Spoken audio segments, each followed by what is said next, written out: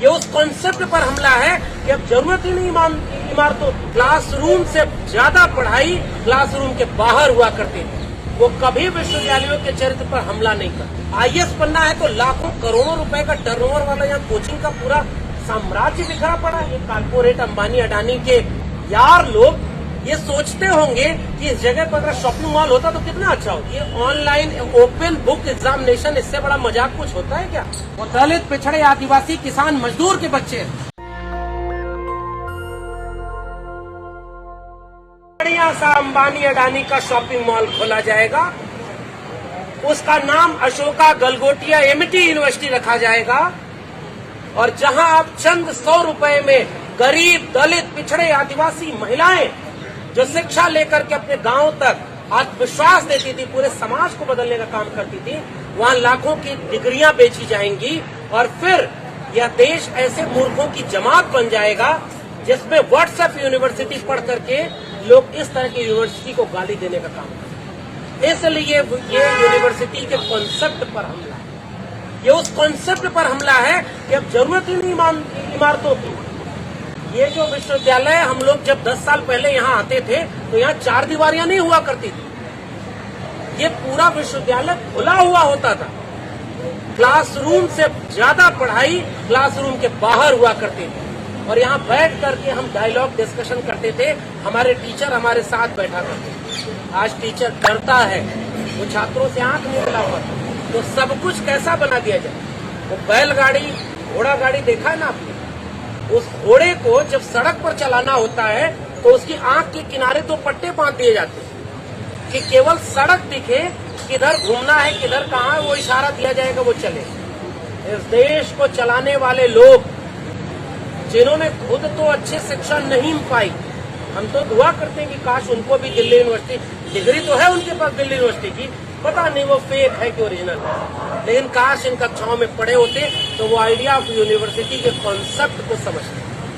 वो कभी विश्वविद्यालयों के चरित्र पर हमला नहीं करते और भीड़ नहीं बनाते छात्रों को कि वो बैलगाड़ी, घोड़ा गाड़ी की तरह केवल सिलेबस, अब सिलेबस ओरिएंटेड अगर पढ़ाई होगी तो ऑनलाइन एजुकेशन सबसे अच्छा है।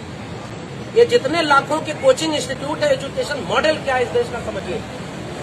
यहाँ 10वीं और 12वीं की पढ़ाई स्कूल में इसलिए बर्बाद की जाती है कि स्कूल का मास्टर या आपके घर पढ़ाने कोचिंग और ट्यूशन आता है और कई गुना फीस लेता है, और आप 10वीं और 12वीं में अच्छा नंबर ले आते हैं। आईएएस बनना है तो लाखों करोड़ों रुपए का टर्नओवर वाला यहाँ कोचिंग का पूरा साम्राज्य बिखरा पड़ा है।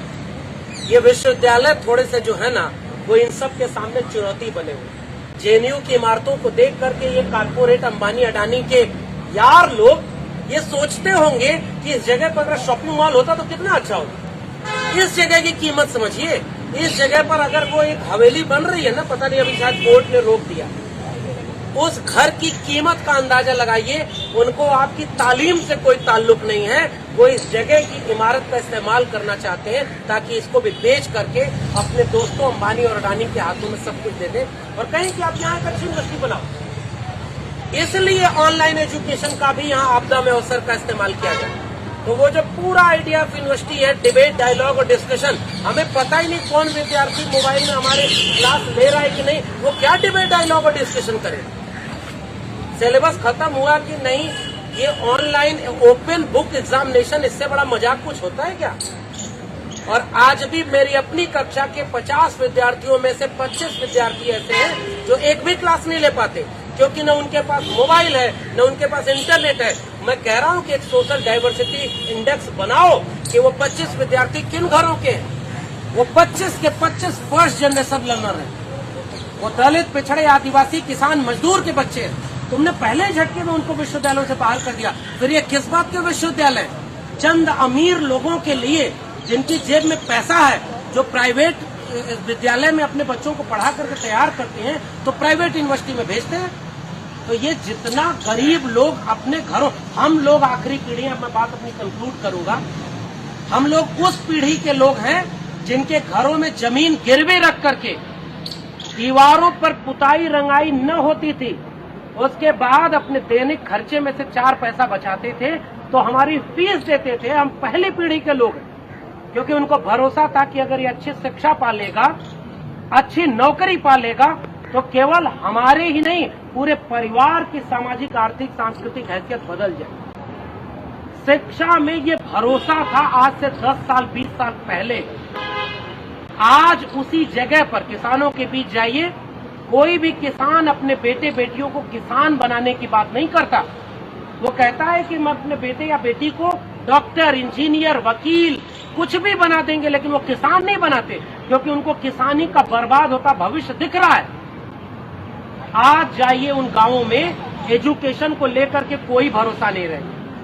हमारे गांव के 2 प्रॉपर्टी डीलर हमसे कम उम्र के जमीन की दलाली करके 4 मंजिला मकान बनाए और हम 10 साल यहाँ पढ़ाए हैं और हम 10 रुपए भी अपने घर में नहीं दे पाते। एक अलग वजह, तो पैसा कहाँ से आ गया?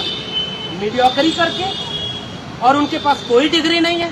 तो जिसके पास डिग्री नहीं उसके पास पैसा है, और जिसके पास पैसा वो प्रधानी का चुनाव लड़ रहा है। तो पूरे गांव का इंफ्रास्ट्रक्चर, गांव की पूरी मनोविज्ञान कैसे बदला? पहली बार जब मैं इलाहाबाद यूनिवर्सिटी पढ़ने गया था तो मेरे पीछे 12 लोग उस गांव के इलाहाबाद भेजे गए थे पिछले 5 सालों में, और आज वो सारे लड़के घर वापस लौट गए हैं, क्योंकि अब न उन विश्वविद्यालयों में पढ़ाई होती है, न पढ़ने के बाद उन डिग्रियों की कोई कीमत रहेगी।